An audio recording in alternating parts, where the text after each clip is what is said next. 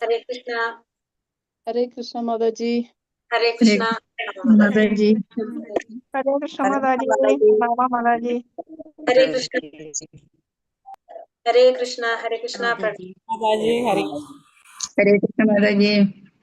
Hare Krishna. Hare Krishna. Om Namo Bhagavate Vasudevaya. Om Namo Bhagavate Vasudevaya. Om Namo Bhagavate Vasudevaya. Om Ajnanatimmirandasya Jnananjana Shalakaya Chakshurunmilitam Yena Tasmai Shri Gurave Namah. Namo Vishnu Padaya Krishna Preshtaya Bhudale Srimade Bhaktivedanta Swaminiti Namine. Namaste Saraswate Deve Gauravani Pracharine Nirvishesha Shunyavadi Paschatya Deshatarine. Jai Shri Krishna Chaitanya Prabhu Nityananda Shri Advaita Gadadhara Shri Vasadi Gaura Bhakta Vrinda. Hare Krishna Krishna Krishna Hare Hare Hare Rama Rama Rama Hare Hare. Hare Krishna. Sri Radha Govinda Temple ISKCON Mangalore Bhakti Rasamrita Sindhu ക്ലാസ്സിലേക്ക് എല്ലാവർക്കും സ്വാഗതം. ഹരേ കൃഷ്ണ. എല്ലാവർക്കും പ്രണാമം. Hare Krishna Mataji. Hare Krishna Mataji. ഹരേ കൃഷ്ണ. എല്ലാവർക്കും പ്രണാമം. അപ്പൊ നമ്മൾ ഒന്നാമത്തെ അധ്യായത്തിന്റെ ലാസ്റ്റ് ഭാഗത്തിലേക്ക് നടക്കുകയാണ്. ഇപ്പോ ഒന്നാമത്തെ അധ്യായം നമ്മള് ഭക്തിയുടെ സേവനത്തിന്റെ സവിശേഷ ലക്ഷണങ്ങൾ അല്ലെ, അതാണ് നമ്മൾ ഒന്നാമത്തെ അധ്യായം. ഒന്നാമത്തെ അധ്യായത്തില് ഏതൊക്കെയായിരുന്നു അതിന്റെ സവിശേഷ ലക്ഷണങ്ങൾ? ഏതൊക്കെയാണ്? 6 ഗുണങ്ങൾ നമ്മൾ കണ്ടിരുന്നു. ഏതൊക്കെയാണ്? ക്ലേശാഗ്നി,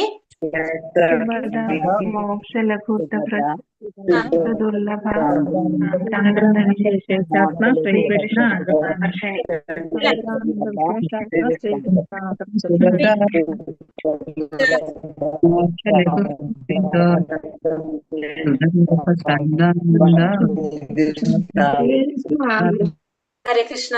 ഇന്ന് ലൈവ് ഒക്കെയാണ്. അപ്പൊ ജസ്റ്റ് ഒന്ന് പറഞ്ഞിട്ട്, ഇന്നലെ ലൈവ് കിട്ടിയില്ലല്ലോ നമുക്ക്. അപ്പൊ ഇന്ന് നമ്മൾ പറഞ്ഞ 6 പോയിന്റ്: ക്ലേശാഗ്നി, ശുഭദ, മോക്ഷ, ലഘുക്തകൃ, സുദുർലഭ, സാന്ദ്രാനന്ദ, വിശേഷാത്മാ, ശ്രീകൃഷ്ണാകർഷിണി അല്ലെ. ഇതാണ് 6 പോയിന്റ് നമ്മൾ കണ്ടത്. ആ 6 പോയിന്റ് അതില് നമ്മൾ ഓരോന്നും എടുത്ത് നോക്കുകയാണ്. അപ്പൊ ഫസ്റ്റത്തെ ക്ലേശാഗ്നിയിൽ നമ്മൾ പറഞ്ഞു നമ്മുടെ എല്ലാ ദുഃഖത്തിനും കാരണം എന്താണ്? അജ്ഞാനം, അജ്ഞതയാണ് എല്ലാ ദുഃഖത്തിനും കാരണം എന്ന് കണ്ടു. അജ്ഞത കൊണ്ട് നമുക്ക് എന്തുണ്ടാകും? ഭൗതികമായ ആഗ്രഹങ്ങൾ ഉണ്ടാകും. ആഗ്രഹങ്ങൾ ഉണ്ടാകുമ്പോൾ നമ്മൾ പാപം ചെയ്യും. പാപം ചെയ്യുമ്പോൾ നമുക്ക് ക്ലേശങ്ങൾ ഉണ്ടാകും. പാപത്തിന്റെ 2 പ്രതികരണങ്ങൾ നമ്മൾ പറഞ്ഞു. ഒന്ന് പാകമാകാത്തത്, ഒന്ന് പാകമായത്. പാകമാകാത്തതിന് അപ്രാരാബ്ധം എന്ന് പറയും. അതിന്റെ ഫലം നമുക്ക് ഇതുവരെ വന്നിട്ടില്ല. മറ്റേത് പ്രാരാബ്ധം, അത് നമ്മൾ അനുഭവിച്ച് കൊണ്ടിരിക്കുന്നത് അല്ലെ. അതാണ് ഫലം കിട്ടിയിട്ടുള്ളത്. അതാണ് പറഞ്ഞത്. പിന്നെ പാപത്തിന്റെ 4 ഘട്ടങ്ങൾ പറഞ്ഞു. അപ്രാരാബ്ധം, കൂടം, ബീജം, പ്രാരാബ്ധം. അതാണ് പറഞ്ഞത്. അതായത് ബുക്കിൽ പറഞ്ഞിരിക്കുന്നത് അപ്രാരാബ്ധം, വിത്തായിട്ട് കിടക്കുന്നത്. പിന്നെ വേറെ ഏതാ പറഞ്ഞത്? അങ്ങനെ ബുക്കിൽ പറഞ്ഞിരിക്കുന്ന വേറെ ഏതോ വരില്ലേ? ഭാഗമായി കഴിഞ്ഞത് മിക്കവാറും പാകമായത്. ഫലപ്രാപ്തിയിൽ എത്തുന്നത് വിത്തായിട്ട് കിടക്കുന്നത്, പാകമായി കഴിഞ്ഞത് മിക്കവാറും. അതാണ് നമ്മൾ പറഞ്ഞ ശ്ലോകം നമ്മൾ പറഞ്ഞു അല്ലെ. അത് 9ാമത്തെ അധ്യായത്തില് 2ാമത്തെ ശ്ലോകത്തില് പറയുന്നത് അപ്രാരാബ്ധ ഫലം പാപം, കൂടം ബീജം ഫലോന്മുഖം, ക്രമേണ ഇവ പ്രളീയത്തെ വിഷ്ണു ഭക്തി രഥാത്മനം. അതാണ് പാപത്തിന്റെ 4 ഘടകങ്ങൾ നമ്മൾ പറഞ്ഞു. പിന്നെ അടുത്തത് നമ്മൾ 2ാമത്തെ പോയിന്റ് കണ്ടു. ശുഭത, എല്ലാ മംഗളങ്ങളുടെയും തുടക്കം. അതാണ് അത് നമ്മള് ശുഭത സ്റ്റേജ്. അതായത് 2ാമത്തെ പോയിന്റ് നമുക്ക് എന്താ പറയുന്നത്? ഭക്തിയുടെ സേവനത്തിന്റെ 2ാമത്തെ സവിശേഷത എന്ന് പറയുന്നത് എല്ലാ തരത്തിലുള്ള മംഗളങ്ങളും സാധിക്കും എന്ന് പറഞ്ഞു. അപ്പൊ അതിൽ വരുന്ന 4 വിശേഷതകൾ നമ്മൾ കണ്ടു. ഏതൊക്കെയാണ് പറഞ്ഞത്? നമ്മൾ എല്ലാ ജീവജാലങ്ങളും കാരുണ്യം തോന്നും. പിന്നെ എല്ലാ ഭക്തന്മാരെയും ആകർഷിക്കുന്നതാണ്.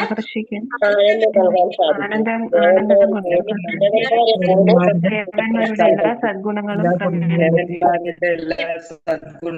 നേടാൻ കഴിയും. ഇനി അടുത്തത് പറയുന്നത്, ഇനി 3ാമത്തേല് പറഞ്ഞത് കൃഷ്ണാവബോധത്തിൽ, അതായത് മോക്ഷ ലഘുക്തകൃത്താണ് പറഞ്ഞത്. അപ്പൊ മോക്ഷം പോലും ആഗ്രഹിക്കുന്നില്ല അല്ലെ. അപ്പൊ സുഖം, 3 തരത്തിലുള്ള സുഖത്തെ കുറിച്ചാണ് അവിടെ പറയുന്നത്. ഭൗതികമായ വസ്തുവിലുള്ള സുഖം, ബ്രഹ്മത്തിൽ നിന്നുള്ള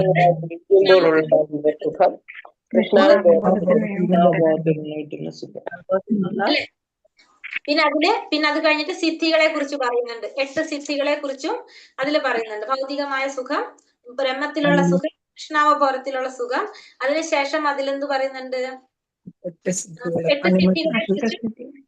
അഷ്ടസിദ്ധികളെ കുറിച്ചും അതിൽ തന്നെയാണ് പറയുന്നത്. അത് കഴിഞ്ഞ് അടുത്തത് 4ാമത്തെ പോയിന്റ് സുദുർലഭ. അടുത്തതാണ് സുദുർലഭ എന്ന് പറഞ്ഞാൽ നമ്മൾ എടുത്തിട്ടില്ല, ഇതുവരെ എത്തിയിട്ടുള്ളൂ. അതെ. അപ്പൊ ഇവിടെ 8 സിദ്ധികൾ കഴിഞ്ഞു. അപ്പൊ ഇനി നമുക്ക് അടുത്തത് സുദുർലഭ 4ാമത്തെ പോയിന്റ് യഥാർത്ഥ ഭക്തിയുടെ സേവനത്തിന്റെ അപൂർവത. ഇത് വളരെ ദുർലഭമായിട്ട് കിട്ടുന്നൊരു അവസരമാണെന്നാണ് പറയുന്നതാണ് സുദുർലഭ എന്ന് പറഞ്ഞു കഴിഞ്ഞാല്.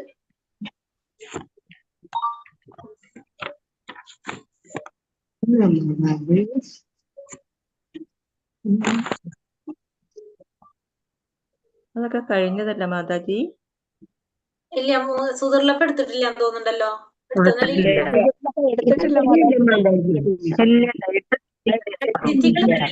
ഉണ്ടായുള്ളൂ. 8 സിദ്ധികൾ പറഞ്ഞു നിർത്തി.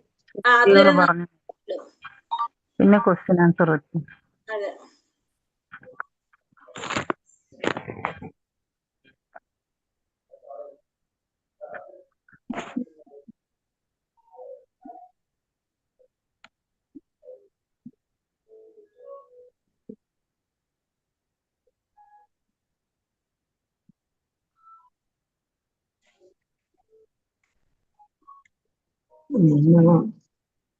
സിദ്ധികൾ കഴിഞ്ഞിട്ട് പിന്നെ നമ്മൾ എടുത്തിരുന്നോ?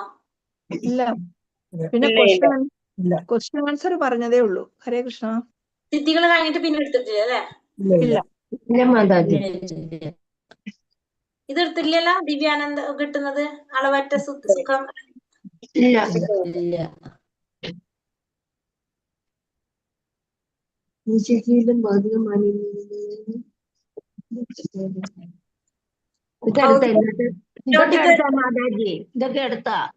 തർപ്പിക്കിനെടുത്തു അല്ലെ? ഇതുവരെ എടുത്ത് അപ്പൊ ഇതോട്ട് എടുക്കണം. ഭക്തനായ കൃഷ്ണാബോധത്തിലെ ഇനി യഥാർത്ഥ ഭക്തി സേവനത്തിന്റെ അതാ എടുക്കണ്ട മാതാജി. അപൂർവത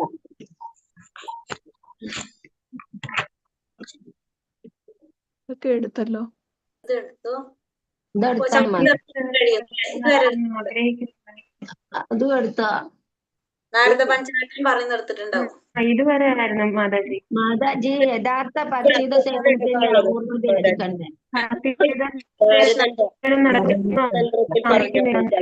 മതബോധ, സാമ്പത്തിക പുരോഗതി, ഇന്ദ്രിയ സംതൃപ്തി, ഇതൊട്ടെടുക്കേണ്ടി വരുന്നുണ്ടോ?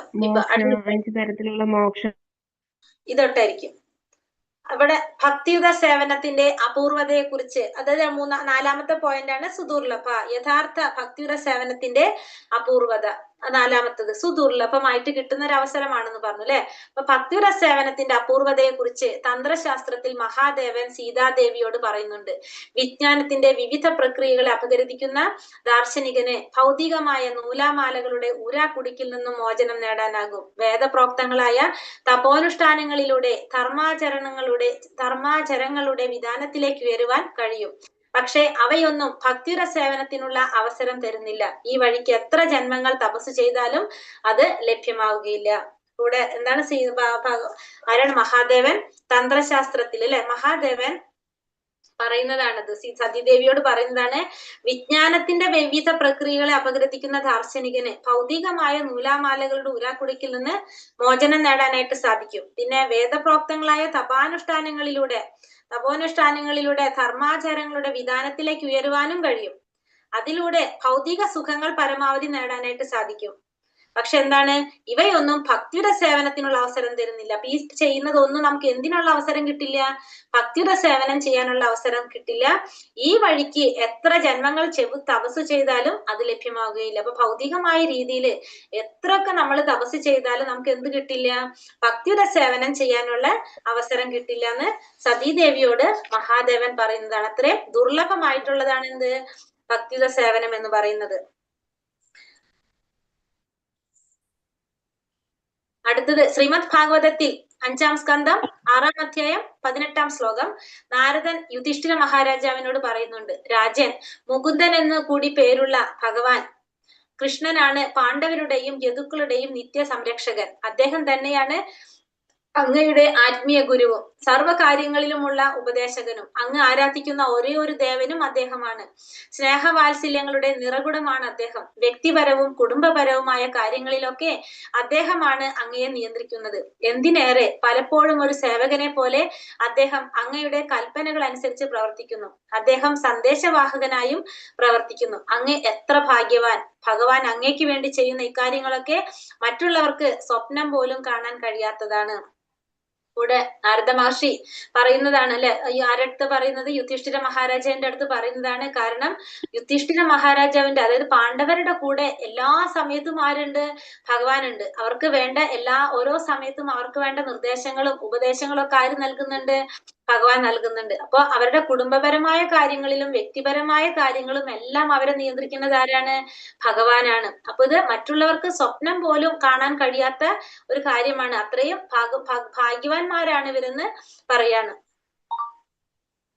അത്രയാണ് ഇതിൽ പറയുന്നത്. സുദുർലഭ, അതായത് വളരെ അപൂർവമായിട്ട് മാത്രമാണ് ഇത് കിട്ടുന്നതെന്ന് പറയാണ്. കാരണം ഒരു ദുർലഭമായിട്ടുള്ള ഒരു അവസരമാണ്. അപ്പൊ നമുക്ക് ഇത് ഭക്തിയുടെ സേവനം ചെയ്യാനായിട്ട് നമുക്ക് കിട്ടുന്നത് ആരുടെ കാരുണ്യം കൊണ്ടാണ്? ഭഗവാന്റെ അല്ലെങ്കിൽ ഭക്തന്റെ, ഒരു ഭക്തന്റെ കാരുണ്യം കൊണ്ട് മാത്രമേ നമുക്ക് എന്ത് സാധിക്കുള്ളൂ? ഭക്തിയുടെ സേവനം ചെയ്യാനായിട്ട് അവസരം കിട്ടുള്ളൂ. കാരണം ഭക്തിയുടെ സേവനത്തിലൂടെയാണ് നമുക്ക് എന്ത് സാധിക്കുന്നത്? ഭക്തിയുടെ സേവനത്തിലൂടെ ഭഗവാനെ വിലക്ക് മേടിക്കാനായിട്ട് സാധിക്കും. ഇതാണ് പറയുന്നത്. ഇനി അടുത്ത പോയിന്റ് ആണ് 5-ാമത്തത്, ബ്രഹ്മത്തോട് ചേരുമ്പോഴുള്ള സുഖം. അതായത് സാന്ദ്രാനന്ദ വിശേഷാത്മാ. ബ്രഹ്മാനന്ദം അഥവാ ബ്രഹ്മവുമായി ഐക്യം പ്രാപിക്കുമ്പോഴത്തെ ആനന്ദമുണ്ടല്ലോ, അതിനെ കോടി കൊണ്ട് പെരുക്കിയാൽ കിട്ടുന്ന ആനന്ദം ഭക്തിയുടെ സേവനമാകുന്ന മഹാസാഗരത്തിലെ ഒരു തുള്ളിയിൽ നിന്ന് ലഭിക്കുന്നതിന് തുല്യമാവില്ലെന്ന് രൂപഗോസ്വാമി പറയുന്നു. അപ്പൊ ബ്രഹ്മാനന്ദം അഥവാ ബ്രഹ്മവുമായി ഐക്യം പ്രാപിക്കുമ്പോഴത്തെ ആനന്ദം, അതിനെ കോടി കൊണ്ട് പെരുക്കിയാൽ കിട്ടുന്ന ആനന്ദം ഭക്തിയുടെ സേവനമാകുന്ന മഹാസാഗരത്തിലെ ഒരു തുള്ളിയിൽ നിന്ന് ലഭിക്കുന്നതിന് തുല്യമാവില്ല എന്ന് ആര് പറയുന്നു? രൂപഗോസ്വാമി പറയുന്നത്. അപ്പൊ ബ്രഹ്മാനന്ദം, ആ ബ്രഹ്മത്തിൽ നിന്ന് കിട്ടുന്ന ഒരു ആനന്ദം എങ്ങനെയാ പറയുന്നത്? ബ്രഹ്മവുമായി പ്രാപിക്കുമ്പോഴുണ്ട് ആനന്ദമുണ്ടല്ലോ, ബ്രഹ്മത്തിൽ നിന്ന് കിട്ടുന്ന ആനന്ദം എത്രയാണോ അതിനെ ഒരു കോടി കൊണ്ട് പെരുക്കിയാൽ കിട്ടുന്ന ആനന്ദം, അത് ഭക്തിയുടെ സേവനമാകുന്ന മഹാസാഗരത്തിലെ ഒരു തുള്ളിയിൽ നിന്ന് ലഭിക്കുന്ന ആനന്ദത്തിന് തുല്യമാവില്ല എന്ന്. അപ്പൊ അത്രയും അതിന്റെ ഒരു കാൽക്കുലേഷൻ ചിന്തിക്കുക. ബ്രഹ്മവുമായിട്ട് പ്രാപിക്കുമ്പോൾ ഉണ്ടാകുന്ന ആനന്ദം അത് എത്രയാണോ അതിപ്പോ ഒന്നാണെങ്കിൽ അതിനൊരു കോടി കൊണ്ട് പെരുക്കുക, അപ്പൊ കിട്ടുന്ന ആനന്ദം ഭക്തിയുടെ സേവനമാകുന്ന മഹാസാഗരത്തിലെ ഒരു തുള്ളിയിൽ നിന്ന് ലഭിക്കുന്ന ആനന്ദത്തിന് തുല്യമാകില്ല. ആ സാഗരത്തിലെ ഒരു തുള്ളിക്ക് പോലും ആ ആനന്ദം തുല്യമാകില്ല എന്നാണ് ആര് പറയുന്നത്? രൂപഗോസ്വാമി പറയുന്നത്. ഹരിഭക്തി സുധോദയത്തിൽ നരസിംഹ ഭഗവാനെ സ്തുതിക്കുന്ന കൂട്ടത്തിൽ പ്രഹ്ലാദ മഹാരാജാവ് പറയുന്നു, അല്ലയോ ഭഗവാനെ, അങ്ങയുടെ സാന്നിധ്യത്തിൽ ഞാൻ സർവാതിശയായ അതീന്ദ്രിയാനന്ദം അനുഭവിക്കുന്നു. പരമാനന്ദ സാഗരത്തിൽ ഞാൻ നിമഗ്നനായി പോകുന്നു. ഈ ആനന്ദ സാഗരത്തോട് തുലനം ചെയ്യുമ്പോൾ ബ്രഹ്മാനന്ദം കാലിക്കുളമ്പ് പതിഞ്ഞുണ്ടായ കുഴിയിലെ വെള്ളം മാത്രമാണ്. അപ്പൊ ഈ ആനന്ദം എന്ന് പറയുന്നത് എന്തിനോടാണ് താരതമ്യം ചെയ്തിരിക്കുന്നത്? കാലിക്കുളമ്പ് പതിഞ്ഞുണ്ടായ കുഴിയിലെ വെള്ളത്തോട്. അതായത് കാലിക്കുളമ്പ് എന്ന് വെച്ചാൽ പശു ചവിട്ടുമ്പോണ്ടാണ് ആ കുഴിയിലെ, അതിലെ വെള്ളത്തിനോടാണ് എന്ത് ചെയ്യുന്നത്? താരതമ്യം ചെയ്യുന്നത്. അപ്പൊ അങ്ങയുടെ സാന്നിധ്യത്തിൽ സർവാതിശയായ ഒരു പരമാനന്ദം എനിക്ക് അനുഭവിക്കാൻ സാധിക്കുന്നു. ആ പരമാനന്ദ സാഗരത്തില് ഞാൻ നിമഗ്നനായി പോകുന്നു. ഈ ആനന്ദ സാഗരത്തോട് തുലനം ചെയ്യുമ്പോൾ ഈ ബ്രഹ്മാനന്ദം എന്ന് പറയുന്നത് കാലിക്കുളമ്പിലെ ഈ കുഴിയിലെ വെള്ളത്തിനോട് തുല്യമാണ്. അപ്പൊ ബ്രഹ്മാനന്ദം ആ പരമാനന്ദത്തിനെ അപേക്ഷിച്ച് നോക്കുമ്പോ എത്രയേ ഉള്ളൂ? ഒരു ചെറിയൊരു അളവ് മാത്രമേ ഉള്ളൂ എന്നുള്ളത് നമുക്കിവിടെ മനസ്സിലാക്കാനായിട്ട് സാധിക്കും. അതാണ് ഇതിൽ പറയുന്നത് ബ്രഹ്മത്തോട് ചേരുമ്പോഴുള്ള സുഖം എന്ന് പറയുന്നത്, അതായത് സാന്ദ്രാനന്ദ വിശേഷാത്മാ എന്ന് പറയുന്നത്. ഇനി ലാസ്റ്റ് പോയിന്റ്, കൃഷ്ണനെ പോലും ആകർഷിക്കുന്നു. അപ്പൊ ലാസ്റ്റത്തെ എന്താ പറഞ്ഞാൽ? ശ്രീകൃഷ്ണ ആകർഷണി. അപ്പൊ ശ്രീകൃഷ്ണ ആകർഷണി, ഭഗവാനെ പോലും ആകർഷിക്കുന്നതാണ് എന്ത്?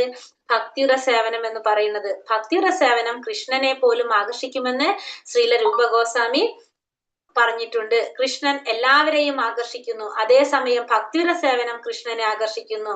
അപ്പൊ കൃഷ്ണൻ എല്ലാവരെയും ആകർഷിക്കുന്നു, പക്ഷെ ഭക്തിയുടെ സേവനം കൃഷ്ണനെ ആകർഷിക്കുന്നു. ഏറ്റവും ശ്രേഷ്ഠമായ ഭക്തിയുടെ സേവനത്തിന്റെ പ്രതീകമാണ് രാധാറാണി. അപ്പൊ ഏറ്റവും ശ്രേഷ്ഠമായിട്ടുള്ള ഭക്തിയുടെ സേവനത്തിന്റെ പ്രതീകം ആരാണ്? രാധാറാണിയാണ്. കൃഷ്ണനെ എന്തെന്നാ വിളിക്കുന്നത്? മദന മോഹനനാണെന്ന് വിളിക്കുന്നു. കാരണം ആയിരക്കണക്കിന് കാമദേവന്മാരുടെ ആകർഷ ശക്തിയെ പരാജയപ്പെടുത്തുവാൻ പോകുന്ന ആകർഷകത്വം ആർക്കുണ്ട്? ഭഗവാനുണ്ട്. ആയിരക്കണക്കിന് കാമദേവന്മാരുടെ ആകർഷക ശക്തിയെ പരാജയപ്പെടുത്താൻ പോകുന്ന ആകർഷകത്വം ഭഗവാൻ കൃഷ്ണൻ ഉള്ളത് കൊണ്ട് കൃഷ്ണൻ എന്ത് വിളിക്കും? മദനമോഹനൻ എന്ന് പറയും. എന്നാൽ രാധാറാണിക്ക് അതിനും കൂടുതൽ ആകർഷകത്വമുണ്ട്. കാരണം കൃഷ്ണനെ പോലും ആകർഷിക്കാൻ ആർക്ക് കഴിയുന്നു? രാധാറാണിക്ക് കഴിയുന്നു. അതുകൊണ്ട് ഭക്തന്മാർ രാധാറാണിയെ മദന മോഹന മോഹിനി എന്ന് വിളിക്കുന്നു. കാമദേവന്മാരെ ആകർഷിക്കുന്നവനെ പോലും ആകർഷിക്കുന്നവളാണ് ആര്? മദന മോഹന മോഹിനി. കാമദേവന്മാരെ ആകർഷിക്കുന്നവനാണ് ഭഗവാൻ കൃഷ്ണൻ. ആ കൃഷ്ണനെ പോലും ആകർഷിക്കുന്നവളാണ് ആര്? രാധാറാണി. അതുകൊണ്ട് രാധാറാണി എന്ന് വിളിക്കും? മദന മോഹന മോഹിനി എന്ന് വിളിക്കും. വൃന്ദാവനത്തിലെ ഭക്തജനങ്ങൾ ഭക്തിരസേവനത്തിൽ പൂർണ്ണത നേടാനായി സ്വയം രാധാറാണിക്ക് സമർപ്പിക്കുന്നു. അപ്പൊ വൃന്ദാവനത്തിലെ ഭക്തജനങ്ങൾ ഭക്തിരസേവനത്തിൽ പൂർണ്ണത നേടണമെങ്കിൽ നമ്മൾ ആർക്ക് സമർപ്പിക്കണം? രാധാറാണിക്ക് സമർപ്പിക്കണം. ഭക്തിരസേവനത്തില് പൂർണ്ണത നേടാനായിട്ട് സ്വയം രാധാറാണിക്ക് സമർപ്പിക്കുന്നു എല്ലാവരും. അപ്പൊ ഭക്തിയുടെ സേവനത്തിൽ പരിപൂർണത നേടണമെങ്കിൽ നമ്മൾ ആർക്കാണ് സമർപ്പിക്കേണ്ടത്? രാധാറാണിക്കാണ് സമർപ്പിക്കേണ്ടെന്ന് പറയാം. മഹാത്മാക്കളൊക്കെ ദൈവിക പ്രകൃതിയുടെ അന്തരംഗ ശക്തിയുടെ സംരക്ഷണത്തിലാണ് ഭഗവത്ഗീത പറയുന്നു. അതായത് രാധാറാണിയുടെ സംരക്ഷണത്തിൽ എന്നർത്ഥം. അപ്പൊ ശുദ്ധ ഭക്തന്മാരെല്ലാവരും ആരുടെ സംരക്ഷണത്തിലായിരിക്കും? രാധാറാണിയുടെ സംരക്ഷണത്തിലായിരിക്കും. നമ്മൾ ആരുടെ സംരക്ഷണത്തിലാണ്? നമ്മൾ ആരുടെ സംരക്ഷണത്തിലാ? രാധാറാണിയുടെ ആണോ? ഭഗവാന്റെ നമ്മള് ഭഗവാന്റെ സംരക്ഷണത്തിൽ. നമ്മള് മായയുടെ ദുർഗാദേവി. ദുർഗാദേവി, മായയുടെ അല്ലെങ്കിൽ നമ്മൾ വേറെന്ത് പറയുന്നത്? അന്തരംഗ ശക്തി അല്ലെങ്കിൽ ബഹിരംഗ ശക്തി. ബഹിരംഗ ശക്തി, അന്തരംഗ ശക്തി രാധാറാണി, ബഹിരംഗ ശക്തി ദുർഗാദേവി. ഭൗതിക പ്രപഞ്ചത്തിന്റെ ഭൗതിക പ്രപഞ്ചത്തിന്റെ ആരുടെ കയ്യിലാണ് ഈ ഭൗതിക പ്രപഞ്ചം നിയന്ത്രിക്കുന്നത്? ആരാണ്? ദുർഗാദേവിയാണ്. ദേവിയാണെന്നും കൂടി അതുകൊണ്ട് നമ്മളെ ഈ ഭൗതിക ലോകം അറിയപ്പെടും. അപ്പൊ ഈ ഭൗതിക ലോകത്തില് ദുർഗാദേവിയുടെ അല്ലെങ്കിൽ മഹാമായയുടെ അല്ലെങ്കിൽ ബഹിരംഗ ശക്തിയുടെ നിയന്ത്രണത്തിലാണ് നമ്മള്. അങ്ങനെ കൃഷ്ണന്റെ അന്തരംഗ ശക്തിയുടെ നേരിട്ടുള്ള നിയന്ത്രണത്തിലായതുകൊണ്ട് ഭക്തിയുടെ സേവനം കൃഷ്ണനെ പോലും ആകർഷിക്കുന്നു. അപ്പൊ ഭഗവാൻ കൃഷ്ണന്റെ അന്തരംഗ ശക്തിയുടെ നേരിട്ടുള്ള നിയന്ത്രണത്തിലാണ് ഭക്തിയുടെ സേവനം. അതുകൊണ്ട് ഭക്തിയുടെ സേവനം കൃഷ്ണനെ പോലും ആകർഷിക്കുന്നതാണ് എന്ന് പറയാനായിട്ട് സാധിക്കും. ഭഗവത്ഗീതയിൽ വിശ്വരൂപം ദർശിച്ച അർജുനൻ ഇങ്ങനെ പ്രാർത്ഥിക്കുന്നു. അപ്പൊ അർജുനൻ പ്രാർത്ഥിക്കുകയാണ്. എന്താണ് പ്രാർത്ഥിക്കുന്നത്? പ്രിയപ്പെട്ട കൃഷ്ണ, അങ്ങയെ ഞാൻ ഒരു സഹോദരനായിട്ടേ കണ്ടിരുന്നുള്ളൂ. അതുകൊണ്ട് പലപ്പോഴും അങ്ങയോട് നിന്ദ കാണിച്ചിട്ടുണ്ട്. കൃഷ്ണ സുഹൃത്തെ എന്നൊക്കെ ഞാൻ അങ്ങയെ വിളിച്ച് അങ്ങയോട് അനാദരവ് കാട്ടി. എന്നാൽ എനിക്ക് മനസ്സിലാക്കാൻ കഴിയുന്നതിലും ശ്രേഷ്ഠനാണ് അങ്ങ്. ഇത് ആര് പ്രാർത്ഥിച്ചതാണ്? അർജുനൻ പ്രാർത്ഥിച്ചതാണ്. ഇതായിരുന്നു പാണ്ഡവരുടെ സ്ഥിതി. സാക്ഷാൽ ഭഗവാനായിരുന്നിട്ടും ശ്രേഷ്ഠതയിൽ സർവശ്രേഷ്ഠനായിരുന്നിട്ടും ശ്രീകൃഷ്ണൻ ആ രാജകീയ സഹോദരന്മാരുടെ കൂടെ ജീവിച്ചു. അതിനു കാരണം അവരുടെ ഭക്തിയാൽ അദ്ദേഹം ആകൃഷ്ടനായത് തന്നെ. അവരുടെ സ്നേഹത്തിലും സൗഹൃദത്തിലും അദ്ദേഹം പിടിച്ചു നിർത്തപ്പെട്ടു പോയി. ഭക്തിയുടെ സേവനം എന്ന പ്രക്രിയ എത്ര ശ്രേഷ്ഠമാണെന്നതിനുള്ള തെളിവാണിത്. അപ്പൊ ഇവിടെ ഭഗവാൻ ശ്രീകൃഷ്ണൻ രാജകീയമായിട്ട് ആ സഹോദരന്മാരുടെ കൂടെ ജീവിച്ചു. അതിന് കാരണം എന്താണ്? അവരുടെ ഭക്തിയില് ഭഗവാൻ ആകൃഷ്ടനായതാണ് അതിന് കാരണം. അവരുടെ സ്നേഹം കൊണ്ടും സൗഹൃദത്തിലും ഭഗവാനെ അവിടെ പിടിച്ചു നിർത്തപ്പെടാണ് ചെയ്യുന്നത്. അപ്പോ ഭക്തിയുടെ സേവനം എത്ര ശ്രേഷ്ഠമാണെന്നുള്ളതിനൊരു തെളിവാണിത്. കാരണം ഭഗവാനെ ആകർഷിക്കുന്നതാണ് ഭക്തിയുടെ സേവനം. ഭക്തിയുടെ സേവനത്തിലൂടെ ഭഗവാൻ ആകർഷിക്കാനായിട്ട് സാധിക്കും. കാരണം എന്താണ്? ഭക്തിയുടെ സേവനം ഭഗവാൻ ആകർഷിക്കുന്നതാണ്. കാരണം അത് ആരുടെ നിയന്ത്രണത്തിലാണ്? അന്തരംഗ ശക്തിയുടെ, ഭഗവാന്റെ അന്തരംഗ ശക്തിയുടെ നിയന്ത്രണത്തിലാണത്. ഇതായിരുന്നു വായിച്ചതല്ലേ നമ്മള്? ഹരേ കൃഷ്ണ കൃഷ്ണ കൃഷ്ണ ഹരേ ഹരേ, ഹരേ രാമ രാമ രാമ ഹരേ ഹരേ. ഇതിന്റെ ക്വസ്റ്റ്യൻ ആൻസർ നോക്കിയിട്ട് നമുക്ക് അടുത്തേക്ക് പോകാം. ഇതിൽ ഒരെണ്ണം പറയാനുണ്ടായിരുന്നു. നമ്മൾ ഇന്നലത്തെ ക്വസ്റ്റ്യനിൽ കൊളവേര ശ്രീധരന്റെ ഒരു കഥ പറയുന്നുണ്ടായിരുന്നില്ലേ? അത് നല്ല ക്വസ്റ്റ്യനിൽ നോക്കിയിട്ടുണ്ടായിരുന്നില്ല നമ്മള്, ഇല്ലേ? ആണോ? ഒരു ഉഷാറില്ലേ ആർക്കും? അതെ മാതാജി, ഉണ്ടായിരുന്നു. 15ാമത്തെ ക്വസ്റ്റ്യൻ. അത് പറഞ്ഞിട്ടുണ്ടായിരുന്നില്ല. മാതാജി എന്ന് പറയാതെ മഹാപ്രഭുവിനത് 14 വരെ പറഞ്ഞിട്ടുള്ളൂ മാതാജി. ചൈതന്യ മഹാപ്രഭുവിന്റെ ഭക്തനായ ചൈതന്യ മഹാപ്രഭുവിന്റെ ഭക്തനായ മനോഭാവം വ്യക്തമാക്കുന്ന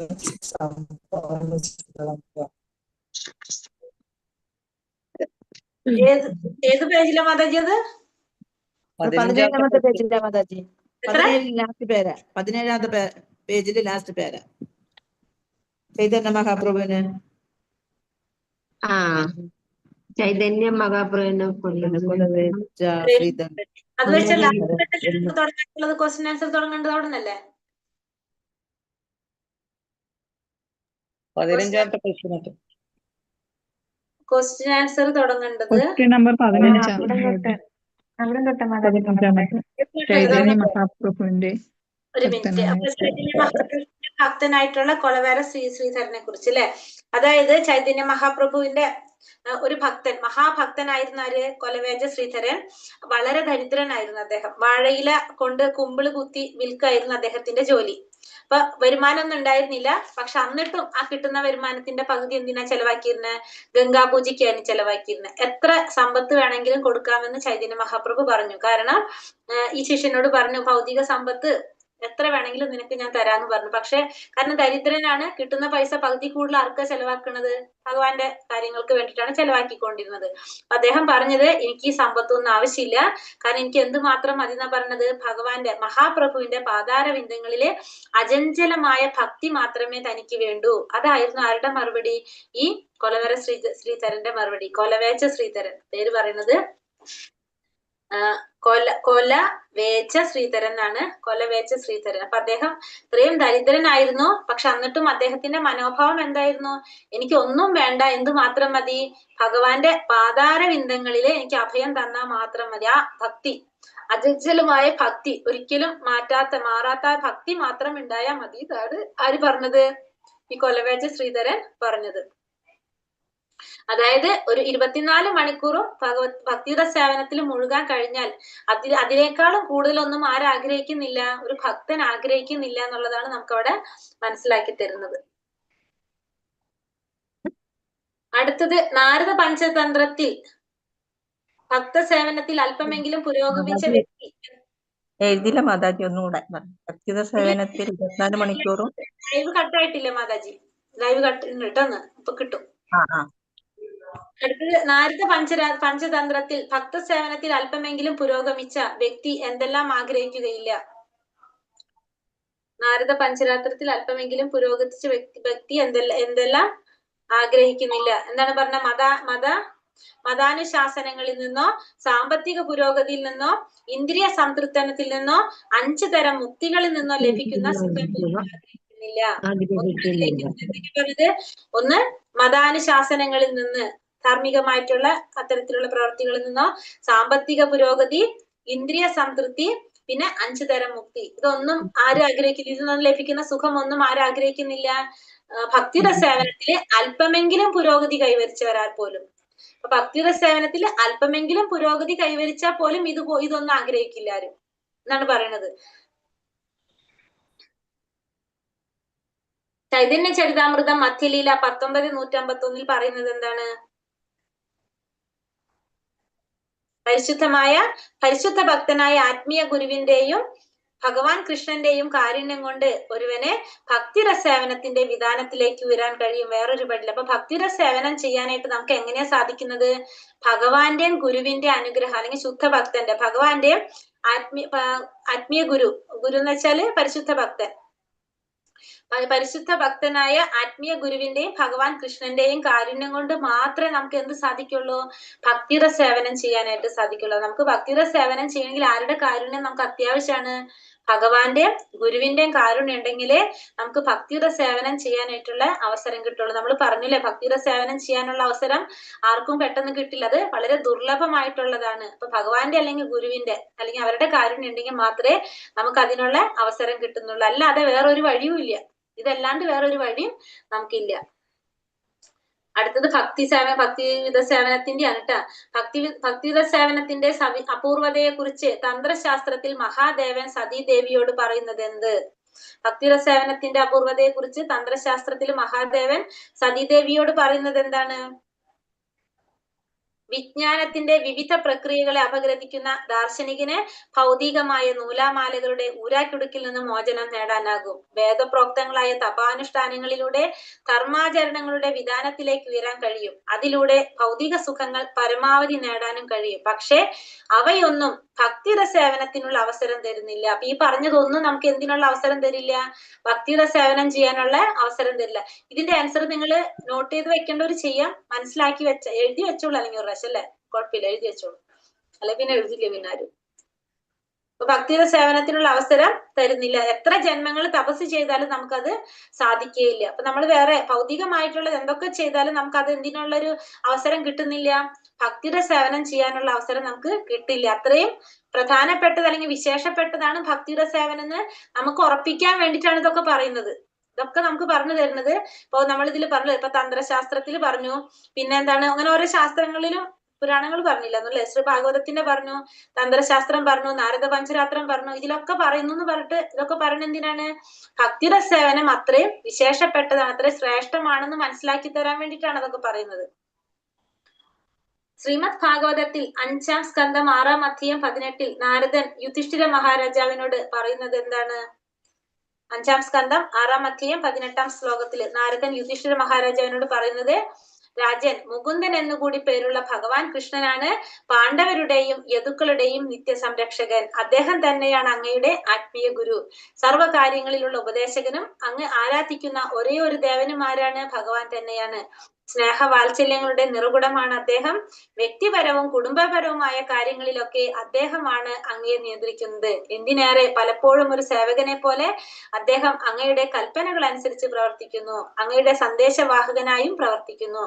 അങ്ങ് എത്ര ഭാഗ്യവാൻ! ഭഗവാൻ അങ്ങേക്ക് വേണ്ടി ചെയ്യുന്ന ഇക്കാര്യങ്ങളൊക്കെ മറ്റുള്ളവർക്ക് സ്വപ്നം പോലും കാണാൻ കഴിയാത്തതാണ്. അതായത് ഇത് ഭാഗവതത്തിലെ ശ്ലോകത്തിന്റെ മീനിങ് ആണ് ഈ കൊടുത്തിരിക്കുന്നത്. അപ്പൊ ഒന്നുകിൽ നിങ്ങൾ ഇത്രയും എഴുതാൻ പറ്റില്ല, മടി ഉണ്ടെങ്കിൽ ശ്ലോകത്തിന്റെ നമ്പർ എഴുതിയിട അവിടെ, ആൻസറിന്റെ അവിടെ ഭാഗവതത്തിന്റെ ശ്ലോകത്തിന്റെ നമ്പർ എഴുതിയിട. അപ്പൊ നമുക്ക് ഏതെങ്കിലും സമയത്ത് എടുത്ത് നോക്കണമെങ്കിൽ ആ നമ്പർ എഴുതിയിട്ട് നോക്കാൻ പറ്റുമല്ലോ. യൂട്യൂബില് ബ്രൗസ് ചെയ്ത് നോക്കിക്കഴിഞ്ഞാൽ ഗൂഗിളിൽ എടുത്തിട്ട് ഭാഗവതം ആ ശ്ലോക നമ്പർ അടിച്ചു കഴിഞ്ഞാൽ നമുക്കത് വരും. അങ്ങനെ ചെയ്യാം. അല്ല എഴുതി വെക്കാൻ പറ്റുന്നവർ എഴുതി വെച്ചോളൂ. കാരണം കുറെ ക്വസ്റ്റ്യൻ ആൻസർ ഇട്ടിരിക്കുന്നതിന്റെ കാരണം കുറെ പേരുടെ പുസ്തകം ഇല്ല. അപ്പൊ ഇതിൽ പറഞ്ഞിരിക്കുന്ന പോയിന്റ്സ് നിങ്ങൾക്ക് അറിയാൻ വേണ്ടിയിട്ടാണ് ക്വസ്റ്റ്യൻ ആയിട്ട് ഇട്ടിരിക്കുന്നത്. കേട്ടല്ലോ? രൂപഗോസ്വാമി ഭക്തിയുടെ സേവനത്തെ കുറിച്ച് പറയുന്നത് എന്താണ്? രൂപഗോസ്വാമി എന്താ പറയുന്നത്? അടുത്തത് പോയിന്റില് ബ്രഹ്മത്തോട് ചേരുമ്പോഴുള്ള സുഖം, ബ്രഹ്മവുമായി ഐക്യം പ്രാപിക്കുമ്പോഴുണ്ടാകുന്ന ആനന്ദം, അതിനെ കോടി കൊണ്ട് പെരുക്കിയാൽ കിട്ടുന്ന ആനന്ദം ഭക്തിയുടെ സേവനമാകുന്ന മഹാസാഗരത്തിലെ ഒരു തുള്ളിക്ക് നിന്ന് ലഭിക്കുന്ന ആനന്ദത്തിന് തുല്യമാകില്ല എന്നല്ലേ? ബ്രഹ്മാനന്ദത്തിൽ നിന്ന് കിട്ടുന്ന ആനന്ദം അത് ഒന്നാണെങ്കിൽ അതിനെ കോടി കൊണ്ട് പെരുക്കുമ്പോ കിട്ടുന്ന സുഖമുണ്ട്. അത് എന്തിന്ന് കിട്ടില്ല എന്ന് പറഞ്ഞ ഭക്തിയുടെ സേവനം ചെയ്യുന്ന സേവനമാകുന്ന മഹാസാഗരത്തിലെ ഒരു തുള്ളിക്ക് തുല്യമാവില്ല എന്നാണ് രൂപഗോസ്വാമി പറയുന്നത്.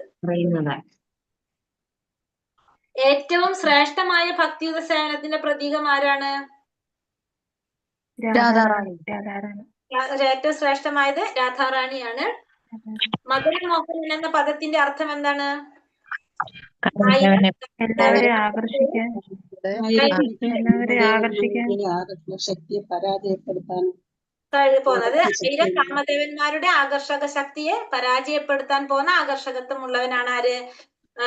അതാണ് അതിന്റെ അർത്ഥം, മോഹനൻ എന്ന പദത്തിന്റെ അർത്ഥം. എന്തുകൊണ്ടാണ് രാധാറാണിയെ മദന മോഹന മോഹിനി എന്ന് വിളിക്കുന്നത്?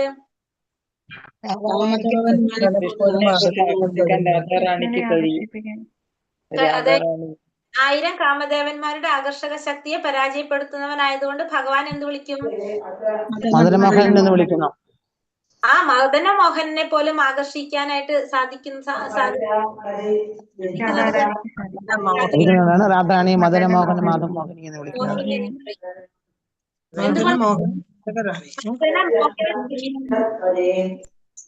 മദനമോഹന മോഹിനി. അടുത്തത് എന്തുകൊണ്ടാണ് ഭക്തിയുത സേവനം ഭക്തിയുടെ എന്നല്ല ഭക്തിയുത സേവനം കൃഷ്ണനെ പോലും ആകർഷിക്കുന്നത്? എന്തുകൊണ്ടാണ്?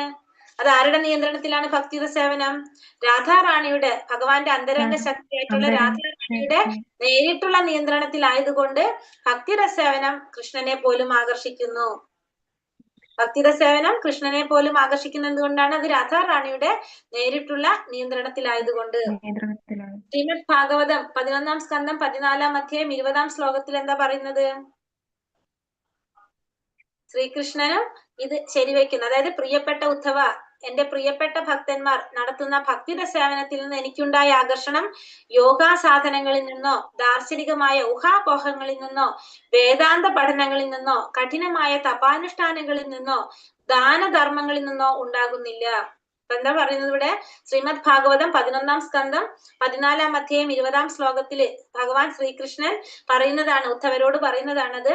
എന്റെ ഭക്തന്മാര് നടത്തുന്ന ഭക്തിയുടെ സേവനത്തിൽ എനിക്കുണ്ടാകുന്ന ആകർഷണം, ഭക്തിയുടെ സേവനം ഭക്തന്മാര് ചെയ്യുമ്പോ അവരോടുണ്ടാകുന്ന ആകർഷണം എന്തിൽ നിന്ന് കിട്ടുന്നില്ല എന്ന് പറയണത്? യോഗാസാധനകളിൽ നിന്നോ ദാർശനികമായ ഊഹാപോഹങ്ങളിൽ നിന്നോ വേദാന്ത പഠനങ്ങളിൽ നിന്നോ കഠിനമായ തപോനുഷ്ഠാനങ്ങളിൽ നിന്നോ ദാനധർമ്മങ്ങളിൽ നിന്നോ ഉണ്ടാകുന്നില്ല. ഈ പറഞ്ഞവയൊക്കെ വളരെ നല്ലത് തന്നെ. പക്ഷെ ദിവ്യമായ സ്നേഹത്തോടെ ഭക്തന്മാർ എനിക്ക് ചെയ്യുന്ന സേവനം പോലെ അവയൊന്നും എന്നെ ആകർഷിക്കുന്നില്ല. അപ്പൊ ഭക്തന്മാര് ഭഗവാന് സേവനം ചെയ്യുന്നതിനെ പോലെ ഇതൊന്നും ഭഗവാൻ ആകർഷിക്കുന്നില്ല എന്നാണ് ഇവിടെ പറയുന്നത്. ഭക്തിയുടെ സേവനം, അപ്പൊ ഇതിന്റെ നമുക്ക് ലാസ്റ്റ് ഈ അധ്യായത്തിന്റെ കൺക്ലൂഷൻ എവിടെ എത്താം? ഭക്തിയുടെ സേവനം എന്ന് പറയുന്നത് ഏറ്റവും മഹത്തരമായിട്ടുള്ളതാണ്.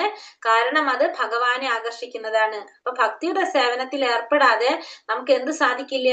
ഭഗവാനെ നമുക്ക് കിട്ടില്ല. ഭക്തിയുടെ സേവനം നിർബന്ധമാണ്, നമുക്കറിയാൻ സാധിക്കണം. ഭക്തിയുടെ സേവനം പക്ഷെ എന്തില്ല, എല്ലാവർക്കും കിട്ടില്ല. കാരണം അത് ഭഗവാന്റെയും ഗുരുവിന്റെ അനുഗ്രഹം ഉണ്ടെങ്കിൽ മാത്രമേ നമുക്ക് എന്ത് കിട്ടുള്ളൂ? ഭക്തിയുടെ സേവനം ചെയ്യാനുള്ള അവസരം കിട്ടുള്ളൂ, അല്ലെ? അപ്പൊ നമ്മൾ അടുത്ത ചോദ്യം നമുക്ക് വരും, എന്താണ് ഭക്തിയുടെ സേവനം? അല്ലെ? ഇപ്പൊ നമ്മൾ എല്ലാവരും ചിന്തിച്ചൊരു ചോദ്യം അതായിരിക്കും, അല്ലെ? കാരണം എന്താണ് ഭക്തിയുടെ സേവനം? അപ്പൊ എന്താണ്? അത്രയും വിശേഷപ്പെട്ടതാണ്, നമുക്ക് ഉറപ്പായല്ലോ. എന്താണ് ഭക്തിയുടെ സേവനം?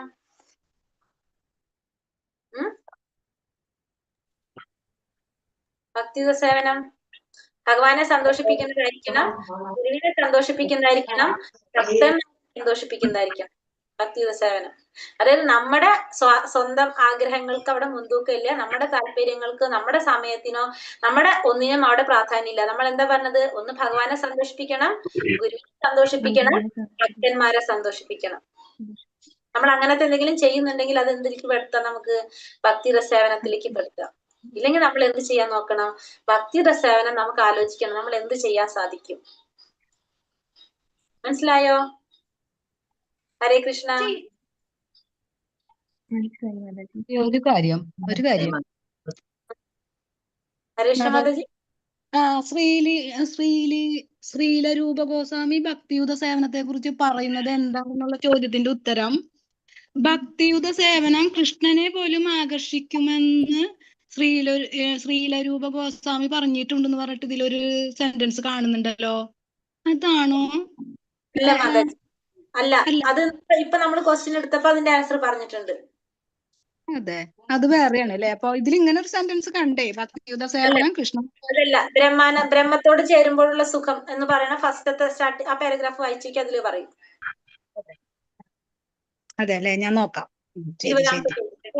അതിൽ പറയുന്നുണ്ട് കറക്റ്റ് ആയിട്ട്. അതെ, അപ്പൊ നമുക്ക് ഇത്രയും മനസ്സിലാക്കി.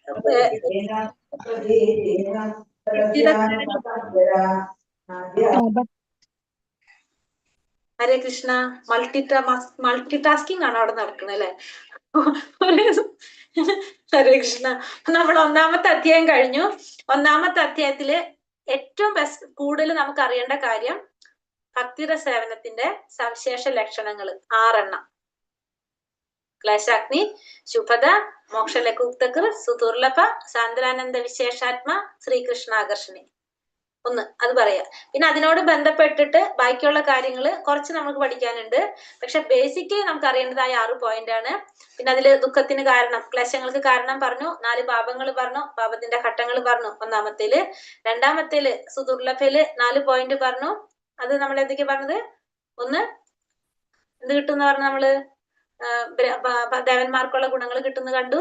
പിന്നെ എല്ലാവരെയും ആകർഷിക്കുന്നു എന്ന് പറഞ്ഞു. പരമാനന്ദം എല്ലാ അനുഭവിക്കാൻ ജീവജാലങ്ങൾക്കും കാരുണ്യം, കാരുണ്യം, ദേവന്മാരോടും കാരുണ്യം. അത് 4 പോയിന്റ് പറഞ്ഞു. പിന്നെ മൂന്നാമത്തത് എന്താ പറഞ്ഞത്? മോക്ഷം പോലും ആരാഗ്രഹിക്കുന്നില്ല, ഭക്തന്മാർ ആഗ്രഹിക്കുന്നില്ല എന്ന് കണ്ടു. പിന്നത്തത് നാലാമത്തത് സുദുർലഭ, വളരെ ദുർലഭമായിട്ട് മാത്രം കിട്ടുന്ന ഭഗവാന്റെ ഗുരുവിന്റെ കാരുണ്യം ഉണ്ടെങ്കിൽ മാത്രമേ നമുക്ക് ഭക്തിയുടെ സേവനം ചെയ്യാനുള്ള. പിന്നെ അടുത്തത് സാന്ദ്രാനന്ദ വിശേഷാത്മ. എന്താണ് ഇത്? നമ്മുടെ അതീന്ദ്രിയമായ ആനന്ദത്തിലേക്ക് നമ്മളെ എത്തിക്കുന്നു നമ്മൾ കണ്ടു.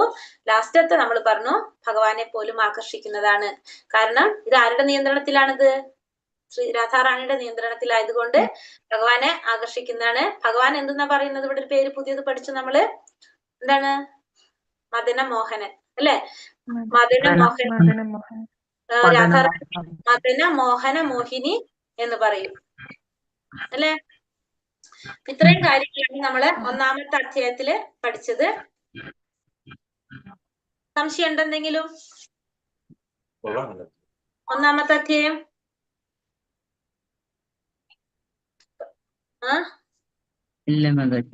ഓക്കെയാണോ? ഒന്നാമത്തെ അധ്യായം നോക്കിക്കോളന്ന്. നമുക്ക് രണ്ടാമത്തെ അധ്യായം കുറച്ചൊന്ന് തുടങ്ങാം. ഇന്ന് എടുക്കട്ടെ രണ്ടാമത്തെ?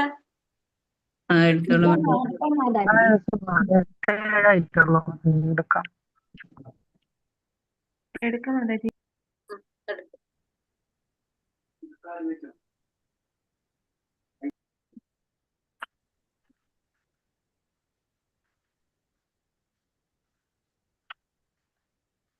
ഹരേ കൃഷ്ണ. അധ്യായം 2 ഭക്തിയുടെ പ്രാഥമിക തലങ്ങൾ. രണ്ടാമത്തെ അധ്യായം ഭക്തിയുടെ പ്രാഥമിക തലങ്ങൾ. ഭക്തിയുടെ സേവനത്തെ 3ആയിട്ട് തരംതിരിക്കാം. അപ്പൊ 3ആയിട്ട് നമുക്ക് ഭക്തിയുടെ പ്രാഥമിക തലങ്ങൾ അല്ലെ? അപ്പൊ പ്രാഥമിക ഭക്തിയുടെ പ്രവർത്തനങ്ങളാണ് പറയുന്നത് ഇവിടെ. ഏതൊക്കെയാണ് പറയുന്നത്? ഭക്തിയുടെ പ്രാഥമിക പ്രവർത്തനങ്ങളെ, ഭക്തിയുടെ തലത്തെ, ഭക്തിയുടെ പ്രാഥമിക തലങ്ങള്, അതിനെ 3ആയിട്ട് തരംതിരിക്കാം. എന്തൊക്കെയാണ്? ഒന്ന് അനുഷ്ഠാനത്തിൽ, പരമാനന്ദത്തിൽ, ഭഗവാനോടുള്ള പരിശുദ്ധ പ്രേമത്തിൽ എന്ന്. ഇങ്ങനെ 3ആയിട്ട്. ഒന്ന് അനുഷ്ഠാനം, പരമാനന്ദം, ഭഗവാനോടുള്ള പരിശുദ്ധ പ്രേമം. അപ്പൊ അനുഷ്ഠാനം എന്ന് പറയുന്നത് വേറൊരു പേരും കൂടി നമുക്ക് പരിചയമുള്ളതുണ്ട്, സാധനാഭക്തി. പരമാനന്ദം എന്ന് പറയുന്നത് ഭാവഭക്തി, ഭഗവാനോടുള്ള ശുദ്ധപ്രേമം. അതേത് ഭക്തിയാണ്? പ്രേമഭക്തി. ഭക്തിയുടെ സേവനത്തെ 3ആയിട്ട് തരംതിരിക്കാം. ഒന്ന് സാധനാഭക്തി, ഭാവഭക്തി, പ്രേമഭക്തി.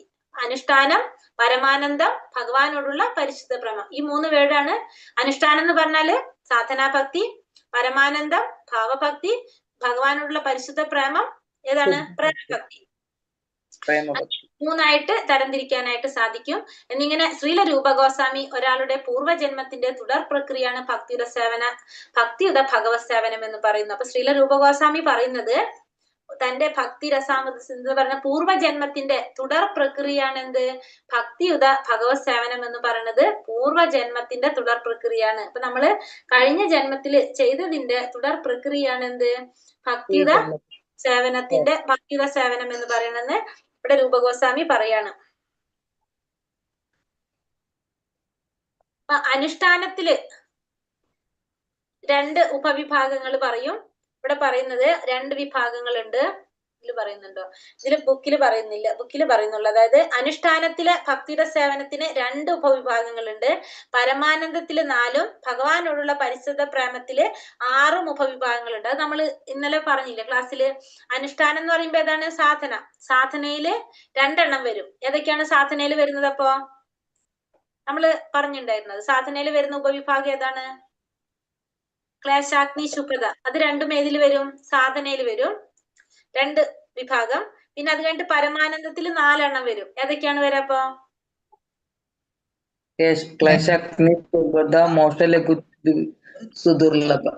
ദുർലഭ. പ്രേമഭക്തിയിൽ 6 എണ്ണം വരും. അപ്പൊ എല്ലാം വരും അതില്. ക്ലേശാഗ്നി ശുഭത, മോക്ഷലേക്ക് ഉക്തകൃ, സുദുർലഭ, സാന്ദ്രാനന്ദ വിശ്വേഷാത്മ, പ്രേമഭക്തിയിൽ വരും. ഭാവഭക്തിയിൽ 4 എണ്ണം വരും. സാധന ഭക്തിയില് 2 എണ്ണം വരും. ഈ ജന്മത്തിൽ എവിടെ നിന്നാണ് എവിടെ നിന്ന് ഭക്തിര സേവനം അവസാനിച്ചോ അടുത്ത ജന്മത്തിൽ അവിടെ നിന്ന് ഭക്തിര സേവനം ആരംഭിക്കാൻ പറ്റുന്നു. അപ്പൊ ഭക്തിര സേവനത്തിന്റെ ഒരു ഗുണം എന്താണ്?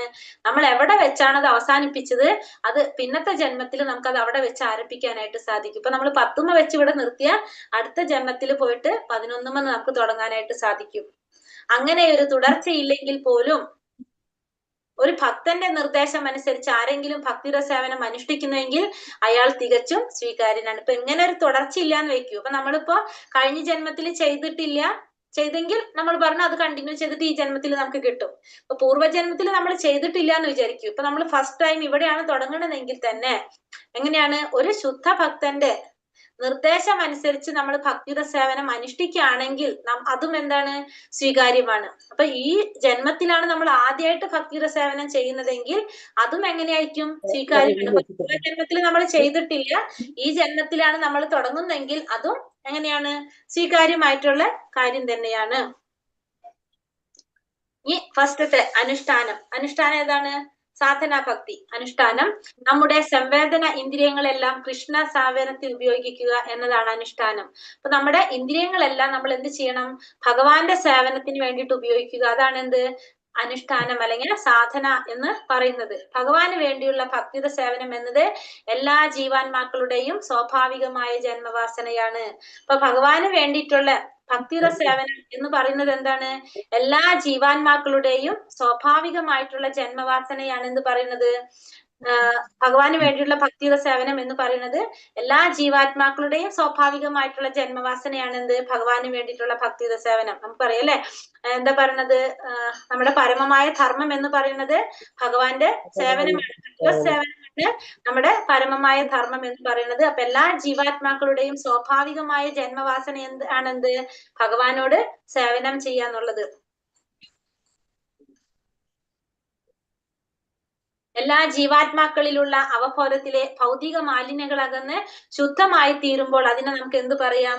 കൃഷ്ണാവബോധം വിളിക്കാനായിട്ട് സാധിക്കും. അപ്പൊ എല്ലാ ജീവാത്മാക്കളിലുള്ള അവബോധത്തിലെ ഭൗതിക മാലിന്യങ്ങൾ അകന്ന് ശുദ്ധമായി തീരുമ്പോ അതിനെ നമുക്ക് കൃഷ്ണാവബോധം എന്ന് വിളിക്കാം. എല്ലാ ജീവാത്മാക്കളിലുള്ള അവബോധത്തിലെ ഭൗതിക മാലിന്യങ്ങൾ അകന്ന് ശുദ്ധമായി തീരുമ്പോ അതിനെ നമുക്ക് എന്തെന്ന് പറയാം? കൃഷ്ണാവബോധം എന്ന് പറയാം. കൃഷ്ണാവബോധം എന്ന് വെച്ചെന്താ? നമ്മുടെ അവബോധം ഭഗവാനായിരിക്കും. അത് എപ്പോഴാണ് നമുക്ക് സാധിക്കുന്നത്? നമ്മുടെ ഉള്ളിലെ ഭൗതിക മാലിന്യങ്ങളെല്ലാം മാറി നമ്മൾ ശുദ്ധമാകുമ്പോ. അപ്പോഴാണ് നമ്മൾ അവബോധം ആരായിട്ട് മാറുന്നത്? ഭഗവാനായിട്ട് മാറുന്നത്. നമ്മുടെ ഉള്ളിൽ കുടികൊള്ളുന്ന ഭക്തിയുടെ സേവന ശേഷി വികസിപ്പിക്കാൻ നാം ആഗ്രഹിക്കുമ്പോൾ അതിന് ചില ക്രമങ്ങളും ചിട്ടകളും ഒക്കെ ആവശ്യമായി വരും. ആ രീതിയിൽ പ്രവർത്തിക്കുമ്പോൾ നമ്മിൽ ഉറങ്ങിക്കിടക്കുന്ന ശക്തി ഉണരാൻ സഹായകമാകുന്നു. ഈ അനുഷ്ഠാനമാണ് സാധനാഭക്തി. ഇപ്പൊ സാധനാഭക്തി എന്താണെന്ന് പറയാണ് അല്ലെ. സാധനാഭക്തി നമുക്ക് അറിയാവുന്നതാണ്. സാധനാഭക്തി എന്താണെന്ന്. എന്താണ് സാധനാഭക്തി?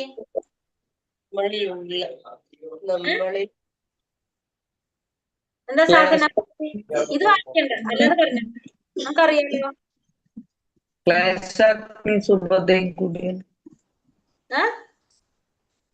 സാധനാഭക്തി എന്താണ്? സാധനാഭക്തി നമുക്കറിയാലോ. പരിശീലനം കൊണ്ട് രാവിലെ എഴുന്നേറ്റ് ബോധപൂർവം നമ്മള് വളർത്തിക്കൊണ്ടുവരുന്നത്. അതെ, അതായത് നമ്മൾ എന്ത് ചെയ്യാണ്? സാധനാഭക്തി എന്ന് വെച്ചിട്ടുണ്ടെങ്കിൽ നമ്മള് ഒരു സിസ്റ്റം ഉണ്ടാക്കിയിട്ട് നമ്മളത് പരിശീലിച്ച് ചെയ്തു വരുന്നതാണ് അല്ലെ. അതായത് നമ്മള് എന്താ പറയാ, ഒരു സിസ്റ്റത്തിൽ കൂടെ പോകാം. അല്ലെങ്കിൽ ഒരു ഗുരുവിന്റെ നിർദ്ദേശം അനുസരിച്ച് ആ ഗുരു പറയുന്ന രീതിയിൽ ചെയ്യണമല്ലോ എന്ന് വിചാരിച്ചിട്ട് നമ്മൾ ചെയ്തു പോകുന്നത്. നമുക്കത് നിർബന്ധമൊന്നും ഉണ്ടാവില്ല. നമ്മൾ എന്നും പറയണതല്ലേ എന്ന് വിചാരിച്ചിട്ട് നമ്മൾ എന്ത് ചെയ്യാണ്? അവർക്ക് വേണ്ടി ചെയ്യുന്നു എന്ന് പറയാം. നമ്മളെ കുട്ടികൾ ആദ്യമായിട്ട് സ്കൂളിൽ പോകുന്ന പോലെ അച്ഛനമ്മമാർക്ക് വേണ്ടിയിട്ടാണ് അവർ സ്കൂളിൽ പോകുന്നത് അല്ലെ. അങ്ങനെ പോയി കഴിയുമ്പോൾ കുറെ കഴിയുമ്പോൾ അവർക്ക് സ്വയമായിട്ട് പഠിക്കാൻ തോന്നും. അത്ര നാൾ അവർ അമ്മയ്ക്കും അച്ഛനും വേണ്ടി പഠിക്കും. കുറച്ച് കഴിയുമ്പോഴാണ് അവര് സ്വന്തമായിട്ട് പഠിക്കാൻ തുടങ്ങുക. അത് കഴിഞ്ഞ് പഠിച്ച് വലിയ ആളായിട്ട് വലിയ നല്ലൊരു എന്താ പറയാ പൊസിഷനൊക്കെ ആകുമ്പോ അവര് പറയും ഇല്ലേ, പണ്ട് അച്ഛനമ്മയും ഇങ്ങനെ പറഞ്ഞയച്ചത് കൊണ്ടാണ് ഇന്ന് ഇങ്ങനൊക്കെ പറ്റിയെന്ന് പറയും. കാരണം അത് തന്നെയാണ് സാധനാ ഭക്തി എന്ന് പറഞ്ഞാല്. ഒരു ഗുരുവിന്റെ നിർദ്ദേശപ്രകാരം നമ്മള് ഗുരു പറയുന്നതനുസരിച്ച് രാവിലെ എഴുന്നേറ്റ് നാമം ജപിക്കേണ്ടേ, പറയുന്നതല്ലേ, വേറെ ഓപ്ഷൻ ഇല്ലല്ലോ എന്ന് വിചാരിച്ച് ചെയ്യും. മംഗളാരതി അറ്റൻഡ് ചെയ്യാൻ പറയുന്നതല്ലേ, ഭാഗവതം ക്ലാസ്സിൽ കയറാൻ പറയുന്നതല്ലേ എന്ന് പറഞ്ഞിട്ട് അവർക്ക് വേണ്ടി ചെയ്യുന്നു എന്ന് പറയാം നമുക്ക്. അങ്ങനെ ചെയ്യുന്നതാണ് എന്ത്? അനുഷ്ഠാനം. അതാണ് സാധന. അപ്പൊ അതുകൊണ്ട് നമുക്ക് എന്ത് സംഭവിക്കും? നമ്മുടെ ഉള്ളിൽ ഉറങ്ങിക്കിടക്കുന്ന ആ ഭക്തിയെ ഉണർത്താൻ അത് സഹായിക്കും. നമ്മുടെ എല്ലാവരുടെ ഉള്ളിലും എന്തുണ്ട്? ഭഗവാനോടുള്ള ഒരു ഭക്തി, ഒരു സ്നേഹമുണ്ട്. പക്ഷെ അത് നമുക്ക് മനസ്സിലാകുന്നില്ല എന്ന് മാത്രം. പക്ഷെ ഇങ്ങനെ ചെയ്തു വരുമ്പോ നമ്മൾ ചിട്ടയായിട്ട് ക്രമീകരിച്ചുകൊണ്ട് നമ്മൾ ഇതൊക്കെ ചെയ്തു വരുമ്പോ നമ്മുടെ ഉള്ളിൽ ഉറങ്ങിക്കിടക്കുന്ന ആ ശക്തി അത് ഉണർത്താനായിട്ട് നമ്മളെ സഹായിക്കും. അതാണ് ഇത് സാധനാ ഭക്തി എന്ന് പറയുന്നത്. മനസ്സിലായോ? ഇതിന് നമുക്കൊരു ഉദാഹരണം ഇതിൽ പറയുന്നത് ഒരു കുട്ടിയെ നടക്കാൻ പഠിപ്പിക്കുന്നത്. അത് നമുക്ക് ശരിക്കും നമ്മള് നമുക്ക് പഠിപ്പിച്ചു കൊടുക്കേണ്ട ആവശ്യമുണ്ടോ നടക്കാനായിട്ട്? അത് കുട്ടിയുടെ ഉള്ളിൽ തന്നെ ഉണ്ട് നടക്കാന്നുള്ളത്. നമുക്ക് എന്ത് ചെയ്താൽ മതി? നമ്മളൊന്ന് സപ്പോർട്ട് ചെയ്ത് കൊടുത്താൽ മതി അല്ലെ? അത് ഒന്ന് സപ്പോർട്ട് ചെയ്ത് കൊടുത്തു കഴിഞ്ഞാൽ തന്നെ നടക്കാനായിട്ട് തുടങ്ങും കുട്ടികൾ നടക്കാൻ്റെ സമയമാവുമ്പോ. കാരണം എന്താണ്? അവരുടെ ഉള്ളിൽ തന്നെ എന്തുണ്ട്? ആ നടക്കാനുള്ള ആ പ്രവണത അവർക്കുണ്ട്. അപ്പൊ നമ്മളൊന്ന് ജസ്റ്റ് ഒന്ന് സപ്പോർട്ട് ചെയ്ത് കൊടുക്കുക, ഒന്ന് ജസ്റ്റ് ഒന്ന് കൈ പിടിച്ചൊന്ന് ബാലൻസ് ചെയ്ത് കൊടുത്ത് 1-2 പ്രാവശ്യം ചെയ്യുമ്പോഴേക്കും അവർ തന്നെത്താനെ നടക്കും. പിന്നെ അങ്ങോട്ട് ഓടാൻ തുടങ്ങും. അപ്പൊ എന്താണത്? അത് നമ്മൾ പഠിപ്പിച്ചു കൊണ്ടുവരുന്നില്ല അവരുടെ ഉള്ളിലുണ്ട്. പക്ഷെ അത് ജസ്റ്റ് ഒരു പ്രാക്ടീസ്, ഒരു ആവശ്യം എന്ന് മാത്രമേ വരുന്നുള്ളൂ. അപ്പൊ അതാണ് എന്ത് സാധനാ ഭക്തി എന്ന് പറഞ്ഞ, അല്ലെങ്കിൽ അനുഷ്ഠാനം എന്ന്, അല്ലെങ്കിൽ ചര്യ എന്നത് കൊണ്ടൊക്കെ അർത്ഥമാക്കുന്നത്. മനസ്സിലായോ ഞാൻ ഈ പറഞ്ഞത്? മനസ്സിലായി. മാതാജി. ഇനി ആത്മാവ് അതിന്റെ മൂലസ്വരൂപത്തിൽ സച്ചിന്മയവും പരമാനന്ദപൂർണവും നിത്യവും ജ്ഞാനസ്വരൂപവുമാണ്. ഭൗതിക പ്രവർത്തനങ്ങളുമായി ബന്ധപ്പെടുന്നത് കൊണ്ട് ആത്മാവ് അനിത്യവും അജ്ഞാനപൂർണവും ദുരിതം നിറഞ്ഞതുമാകുന്നു. ആത്മാവിന്റെ മൂലസ്വരൂപം എന്ന് പറയുന്നത് എങ്ങനെയാണ്? സച്ചിദാനന്ദനാണ് ആത്മാവ്. സച്ചിന്മയം, പരമാനന്ദം, നിത്യം, ജ്ഞാനസ്വരൂപം, സച്ചിദാനന്ദനായപ്പോ അല്ലെ? ആത്മാവും അപ്പൊ എങ്ങനെയാണ്? സച്ചിദാനന്ദനാണ്. അപ്പൊ സ്വയം എന്താ പറയാ, സച്ചിദാനന്ദൻ എന്ന് വെച്ചാൽ അർത്ഥം എന്താണ്? സത്ത് ചിത്ത് ആനന്ദം. സത്ത് ചിത്ത് ആനന്ദം. ആ, സത്ത് ചിത്ത് ആനന്ദം എന്ന് വെച്ചാൽ എന്താ അർത്ഥം? സത്ത് സത് എന്ന് പറഞ്ഞാൽ ഈശ്വരൻ. ആ, ശാശ്വതമായിട്ടുള്ള ഈശ്വരൻ. ചിത്ത് മനസ്സ്. മനസ്സ് മനസ്സ് മനസ്സ് മനസ്സാണോ ചിത്ത്? മനസ്സാണ്. ഭഗവാൻ എപ്പോഴും കൂടെ ഉണ്ട്.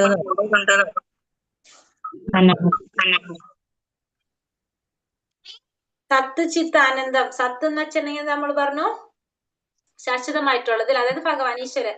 ചിത്ത് എന്ന് വെച്ചിട്ടുണ്ടെങ്കിൽ ജ്ഞാനം, അറിവല്ലേ ചിത്ത്. നമ്മള് സച്ചിദാനന്ദന്റെ മീനിങ് നമ്മൾ പഠിക്കുന്നുണ്ടല്ലോ എപ്പോഴെപ്പോഴും. ഇപ്പൊ നമ്മൾ ഏതാ കഴിഞ്ഞത്? ഇതിൽ പഠിച്ചല്ലോ. സത്ത് ചിത്ത് ആനന്ദം പരമാനന്ദം. അപ്പൊ ആത്മാവ് അതിന്റെ മൂലസ്വരൂപത്തിൽ എന്ത് ചെയ്യുന്നത്? എങ്ങനെയാണ്? സച്ചിദാനന്ദനാണ്, നിത്യനാണ്, ജ്ഞാനസ്വരൂപനാണ്, സച്ചിന്മയവും പരമാനന്ദ പൂർണ്ണവുമാണ്. പക്ഷെ എന്താ സംഭവിക്കുന്നത്? ഈ ഭൗതിക പ്രവർത്തനങ്ങളുമായിട്ട് ബന്ധപ്പെടുമ്പോ അതിന്റെ എന്ത് നഷ്ടപ്പെടാണ്? നിത്യത നഷ്ടപ്പെടുന്നു, ജ്ഞാനം നഷ്ടപ്പെടുന്നു, പിന്നെന്താണ്? ദുരിതം നിറഞ്ഞതായിട്ട് മാറും. അല്ലെങ്കിൽ അത് എങ്ങനെയാണ് ശരിക്കും? സച്ചിദാനന്ദനാണ്, പക്ഷെ ഭൗതിക പ്രവർത്തനങ്ങളുമായിട്ട് ബന്ധപ്പെടുമ്പോ അത് അനിത്യമാകുന്നു, അജ്ഞാനമാകുന്നു, ദുരിതം നിറഞ്ഞതാകുന്നു. വികർമ്മം മൂലമാണിത്. ഇതൊക്കെ സംഭവിക്കുന്നത് എന്തുകൊണ്ടാണ്? വികർമ്മം മൂലമാണിത് സംഭവിക്കുന്നത്. വികർമ്മം എന്നാൽ അരുതാത്ത പ്രവൃത്തി. അതുകൊണ്ട് നാം സാധനാ ഭക്തി അനുഷ്ഠിക്കണം. അപ്പൊ വികർമ്മം എന്ന് പറഞ്ഞാൽ എന്താണ്? നമ്മൾ പറഞ്ഞു വികർമ്മം അനുസരിച്ച് എന്താണ് അർത്ഥം? നമ്മളെ ശാസ്ത്രങ്ങളില് വിരുദ്ധമായിട്ട് പ്രവർത്തിക്കുന്നതിന് നമുക്ക് എന്ത് പറയാം? വികർമ്മം എന്ന് പറയാനായിട്ട് സാധിക്കും അല്ലെ? അപ്പൊ വികർമ്മം യഥാർത്ഥ പ്രവൃത്തി, ശാസ്ത്രങ്ങളിൽ പറയാത്തത് നമ്മൾ ചെയ്യുന്നത്, അതായത് വിരുദ്ധമായിട്ട് ചെയ്യുന്നത്. അതുകൊണ്ട് നമ്മൾ എന്ത് ചെയ്തിരിക്കണം? സാധനാ ഭക്തി നമ്മൾ അനുഷ്ഠിച്ചിരിക്കണം. അതുകൊണ്ട് നമ്മൾ എന്ത് ചെയ്തിരിക്കണം? സാധനാ ഭക്തി നമ്മൾ അനുഷ്ഠിച്ചിരിക്കണം എന്ന് പറയാം. സാധനാ ഭക്തി ഏതൊക്കെയാണെന്ന് പറയാനോട്. സാധനാ ഭക്തി നമ്മൾ അനുഷ്ഠിച്ചിരിക്കണം. സാധനാ ഭക്തി പ്രഭാതത്തിൽ മംഗളാരതി അറ്റൻഡ് ചെയ്യുക, ചില പ്രത്യേക ഭൗതിക കർമ്മങ്ങളിൽ നിന്ന് വിട്ടുനിൽക്കുക, ആത്മീയ ഗുരുവിന് പ്രണാമം അർപ്പിക്കുക തുടങ്ങി ഒന്നൊന്നായി ഇനി വിവരിക്കാൻ പോകുന്ന കാര്യങ്ങളിൽ ഏർപ്പെടണം. ഇനി അനുഷ്ഠാനങ്ങൾ ചിത്തവിഭ്രാന്തി നശിപ്പിക്കാൻ സഹായിക്കും. അപ്പൊ നമ്മള് സാധന ഭക്തിയിൽ വരുന്ന ഏതൊക്കെയാണ്? മംഗളാരതി അറ്റൻഡ് ചെയ്യുന്നതും അതൊക്കെ ചെയ്യുമ്പോ നമുക്ക് ഭൗതികമായ ചില പ്രവർത്തനങ്ങളിൽ നിന്ന് ഏർപ്പെട്ട് നിൽക്കണം, ഗുരുവിന് പ്രണാമങ്ങൾ അർപ്പിക്കുക, ഇതിലൊക്കെ പിന്നെ വിവരിക്കാൻ പോകുന്ന കുറെ കാര്യങ്ങൾ. അപ്പൊ അതൊക്കെ എന്തിൽ വരുന്നതാണ്? സാധന ഭക്തിയിൽ നമ്മള് ആ സാധന ഭക്തി ചെയ്യാന്ന് പറഞ്ഞാല് ഇത്തരത്തിലുള്ള കാര്യങ്ങൾക്ക് നമ്മൾ പ്രാധാന്യം കൊടുക്കാം. അതാണ് സാധനാ ഭക്തി എന്ന് പറയുന്നത്. ഇനി സാധനാ ഭക്തി 2 തരത്തിൽ പറയും: നൈഷ്ഠിക ഭക്തിയും നൈസർഗിക ഭക്തിയും. സാധനാ ഭക്തിയെ രണ്ടായിട്ട് പറയാം. ഒന്ന് നൈഷ്ഠിക ഭക്തി, രണ്ടാമത്തത് നൈസർഗിക ഭക്തി. നൈഷ്ഠിക ഭക്തി എന്ന് വൈദ്യ സാധനാ ഭക്തി എന്നും പറയും. നൈസർഗിക ഭക്തി എന്ന് പറഞ്ഞാല് രാഗാനുഗ ഭക്തി എന്നും പറയും. അപ്പൊ നൈസർഗിക ഭക്തി എന്ന് പറഞ്ഞാൽ ഏതാണ്? രാഗാനുഗ ഭക്തി എന്ന് പറയും. നൈഷ്ഠിക ഭക്തി എന്ന് പറഞ്ഞാല് എന്താ പറയുന്നത് ഇവിടെ? സാധനാ ഭക്തിയിലെ ഒരു വൈദ്യ സാധനാ ഭക്തി എന്ന് പറയാനായിട്ട് സാധിക്കും. അപ്പൊ രണ്ട് തരത്തില് സാധനാ ഭക്തിയെ പറയാം. ഒന്നാമത്തത് നൈഷ്ഠിക ഭക്തി എന്ന് പറഞ്ഞാല് വൈദ്യ സാധനാ ഭക്തി. വൈദ്യ സാധനാ ഭക്തി. വൈദ്യ സാധനാ ഭക്തി എന്ന് പറഞ്ഞാൽ എന്താണ്? നമ്മൾ ഈ പറഞ്ഞ സാധനാ ഭക്തി തന്നെയാണ് പറയുന്നത്, വൈദ്യ സാധനാ ഭക്തി. അതായത് വൈദ്യ സാധനാ ഭക്തി എന്ന് വെച്ചിട്ടുണ്ടെങ്കിൽ ക്രമവൽകൃതമായ നിയാമക തത്വങ്ങളിൽ അധിഷ്ഠിതമായതാണിത്. ആത്മീയ ആചാര്യന്റെ നിർദ്ദേശം അനുസരിച്ച് അല്ലെങ്കിൽ ആധികാരികമായ വൈദിക ഗ്രന്ഥങ്ങളെ പ്രമാണമാക്കിക്കൊണ്ട് യമനിയമാദികൾ അനുസരിക്കാൻ അത് അവഗണിക്കാൻ പാടില്ല എന്ന് വിധി പ്രകാരം ചെയ്യേണ്ടതാണ് എന്ത്? വൈദ്യ സാധനാ ഭക്തി. തർക്കം കൂടാതെ ചെയ്യുന്നതാണ്. അതായത് നമ്മളത് ചെയ്യണമല്ലോ, നമുക്ക് ഇഷ്ടണ്ടായിട്ട് ചെയ്യുന്നതല്ല. പക്ഷെ എന്താണ്? ഗുരു പറഞ്ഞതനുസരിച്ച് ഭഗവാന് വേണ്ടി ചെയ്യുന്നു. അപ്പൊ നിയന്ത്രണ തത്വങ്ങളൊക്കെ അനുസരിച്ച് ശാസ്ത്രങ്ങളിൽ പറഞ്ഞ പ്രകാരം ചെയ്യുന്നു. പക്ഷെ നമുക്ക് എന്തില്ല അവിടെ? അറ്റാച്ച്മെന്റ് ഒന്നുമില്ല. നമുക്ക് ഉള്ളിൽ നിന്നൊന്നും വരുന്നതല്ല. പക്ഷെ നമ്മൾ എന്താണ്? ഗുരു പറയുന്നതല്ലേ. അപ്പൊ ഗുരു പറയുന്നത് അനുസരിക്കണമല്ലോ എന്ന് വിചാരിച്ച് നമ്മൾ ചെയ്യുന്നതാണ് എന്ത്? വൈദ്യ സാധനാ ഭക്തി എന്ന് പറയുന്നത്. ഈ വൈദ്യ സാധനാ ഭക്തി ചെയ്ത് ചെയ്ത് ചെയ്ത് നമുക്ക് എന്ത് വരും? നമുക്ക് അടുത്തത് എന്തായിട്ട് മാറും? അടുത്ത ഭക്തിയായിട്ട് മാറും. അതായത് രാഗാനുഗ ഭക്തിയായിട്ട് മാറും. സാധനാ ഭക്തിയുടെ മറുവശത്തെ രാഗാനുഗ എന്നാണ് പറയുന്നത്. വൈദ്യ രീതിയിൽ പ്രവർത്തിക്കുമ്പോൾ കൃഷ്ണനോട് കൂടുതൽ അടുപ്പം ഉണ്ടാകുന്നു. അപ്പോൾ ഭഗവാനോട് സ്വാഭാവികമായി പ്രേമമുണ്ടാവുകയും അങ്ങനെ പ്രേമത്തോട് കൂടിയ സേവനം നടത്താൻ ഒരാൾ ഉത്സുകനാവുകയും ചെയ്യുന്നു. ഈ സവിശേഷ നിലയാണ് രാഗാനുഗ എന്ന് പറയുന്നത്. അപ്പൊ രാഗാനുഗ ഭക്തി എന്ന് പറഞ്ഞാല് എന്താ പറയണത്? നമ്മൾ ഈ വൈദ്യ സാധനാ ഭക്തി ചെയ്ത് ചെയ്ത് ചെയ്ത് നമുക്ക് എന്ത് വരും? ഭഗവാനോട്, മറ്റേത് നമുക്ക് ഉള്ളിൽ നിന്ന് വരുന്നതല്ല. നമ്മളത് എങ്ങനെയാണ്? നമ്മൾ അറ്റാച്ച്മെന്റ് ഒന്നുമില്ല, നമ്മൾ ചെയ്യുന്നു മാത്രം. പക്ഷെ അത് ചെയ്ത് ചെയ്ത് ചെയ്ത് നമുക്ക് എന്ത് വരും? നമുക്ക് ഭഗവാനോടുള്ള അറ്റാച്ച്മെന്റ് വരും. നമ്മളെ ഉള്ളിൽ നിന്ന് വരാൻ തുടങ്ങുന്നത്. അപ്പൊ അതെന്തായിട്ട് മാറും? രാഗാനുഗ ഭക്തിയായിട്ട് മാറും. അല്ലെങ്കിൽ വേറെന്തൊരു പേര് പറഞ്ഞത്? രാഗാനുഗ ഭക്തി അല്ലെങ്കിൽ നൈസർഗിക ഭക്തി എന്ന് പറയാം. അപ്പൊ അങ്ങനെ ചെയ്ത് ചെയ്ത് ചെയ്ത് വരുമ്പോഴാണ് നമുക്ക് രാഗാനുഗ ഭക്തിയിലേക്ക് നമ്മൾ കടക്കുന്നത്.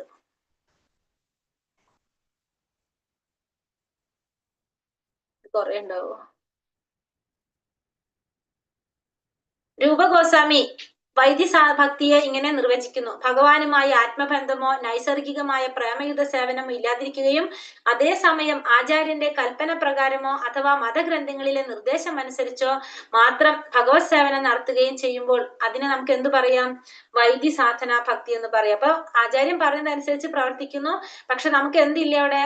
ഭഗവാനോട് ആ പ്രേമയുധ സേവനം ഇല്ല, അതുപോലെ തന്നെ ആത്മബന്ധവും ഇല്ല. അതാണ് വൈദ്യ സാധനാ ഭക്തി നമ്മളിപ്പോ പറഞ്ഞത്. ഈ വൈദ്യഭക്തിയുടെ തത്വങ്ങൾ ശ്രീമദ് ഭാഗവതത്തിൽ പറയുന്നുണ്ട്. മരിക്കുന്നതിന് മുമ്പ് പരീക്ഷിത്ത് മഹാരാജാവ് താൻ എന്തൊക്കെ ചെയ്യണമെന്ന കാര്യത്തിൽ തികച്ചും അജ്ഞനായിരുന്നു. വേറെയും ധാരാളം ഋഷിമാർ അവിടെ സന്നിഹിതരായിരുന്നു. പക്ഷെ ആരും അദ്ദേഹത്തെ ശരിയായ മാർഗത്തിൽ നയിക്കാൻ പ്രാപ്തരായിരുന്നില്ല. അപ്പൊ മരിക്കുന്നതിന് മുമ്പ് പരീക്ഷിത്ത് മഹാരാജാവ് തനിക്ക് എന്തൊക്കെയാണ് ചെയ്യേണ്ടെന്നുള്ള കാര്യത്തിൽ ഒരു അറിവ് ഉണ്ടായിരുന്നില്ല. പക്ഷെ അദ്ദേഹത്തിനെ സഹായിക്കാനായിട്ട് അവിടെ ആരും പ്രാപ്തരായിട്ട് ഉണ്ടായിരുന്നില്ല. ശുകദേവ ഗോസ്വാമി ഒടുവിൽ പരീക്ഷത്തിനോട് ഇങ്ങനെ പറഞ്ഞു: രാജാവേ, അടുത്ത ആഴ്ച മരണത്തെ നേരിടാൻ ഭയമില്ലാത്തവനായി തീരണമെങ്കിൽ ഒട്ടും വൈകാതെ ശ്രവണ സ്മരണ കീർത്തനങ്ങളിലൂടെ ഈശ്വരനെ ഭജിച്ചുകൊള്ളൂ. അപ്പൊ ശ്രീ രൂപഗോസ്വാമി എന്താ പറഞ്ഞു കൊടുത്തത്? ശ്രവണ, കീർത്തന, സ്മരണ, ഇതിലൂടെ ഈശ്വരനെ ഭജിക്കുള്ളൂ. ഭഗവാനെ കുറിച്ച് ശ്രവിക്കുക, കീർത്തിക്കുക, സ്മരിക്കുക, 3 കാര്യങ്ങളാണ് ചെയ്യാൻ പറഞ്ഞത് അല്ലെ. ഇതിലൂടെ ഈശ്വരനെ ഭജിച്ചു കൊള്ളാനാണ് ആര് പറഞ്ഞു കൊടുത്തത്? ശുകദേവ ഗോസ്വാമി പരീക്ഷിത്ത് മഹാരാജാവിനോട് പറഞ്ഞു കൊടുക്കുക. അതായത് ശ്രവണം, കീർത്തനം, സ്മരണം. എന്താണ്? ഹരേ കൃഷ്ണ മന്ത്രങ്ങൾ ഉരുവിട്ടും കേട്ടും കൃഷ്ണനെ സദാ ധ്യാനിക്കുന്നവന് മരണഭയം ഉണ്ടാവില്ല. മരണമാകട്ടെ ഏത് സമയവും വന്നു ചേരാവുന്നതാണ് താൻ. അപ്പൊ മരണഭയം ഉണ്ടാകില്ല എന്നുള്ളത് കൂടി അവിടെ പറയാണ്. ഭഗവാന്റെ നാമം ജപിക്കുമ്പോ ശ്രവണ, കീർത്തന, സ്മരണത്തിലൂടെ ഈശ്വരനെ ഭജിച്ചാൽ എന്തുണ്ടാവില്ല? മരണഭയം ഉണ്ടാവില്ല എന്ന് പറയാണ് ഇവിടെ. ഹരേ കൃഷ്ണ കൃഷ്ണ കൃഷ്ണ ഹരേ ഹരേ, ഹരേ രാമ രാമ രാമ ഹരേ ഹരേ. വഞ്ചാകൽപതരൂപേശ്ച കൃപാ സിന്ധോഭ്യവച പതിതാനാം പാവനേഭ്യോ വൈഷ്ണവേഭ്യോ നമോ നമ. അനന്ത കോടി വൈഷ്ണവൃന്ദി കി ജയ്. ശ്രീല പ്രഭുപാദ് കി ജയ്. ഗുരുദേവ് കി ജയ്. നിതായ് ഗുരുബ്രഹ്മാനന്ദേ ഹരി ഹരി ബോൽ. ഹരേ കൃഷ്ണ. അപ്പൊ ഇന്നത്തെ അധ്യായത്തില് ഹരേ കൃഷ്ണ രണ്ടാമത്തെ അധ്യായത്തില് നമ്മൾ ഭക്തിയുടെ തരത്തില് എന്താ പറഞ്ഞ 3 തരത്തിലുള്ള ഭക്തി പറഞ്ഞു. ഏതൊക്കെയാണ്? സാധനാഭക്തി, ഭാവഭക്തി, പ്രേമഭക്തി. സാധനാഭക്തിയുടെ ഉപവിഭാഗങ്ങളാണ് 2 ഏതൊക്കെയാണ്? ക്ലേശാഗ്നി ശുദ്ധത. രണ്ടാമത്തത് ഭാവഭക്തിയുടെ ഉപവിഭാഗങ്ങള് 4 ക്ലേശാഗ്നി ശുഭത, മോക്ഷലക്ഷ്യം, സുദുർലഭ.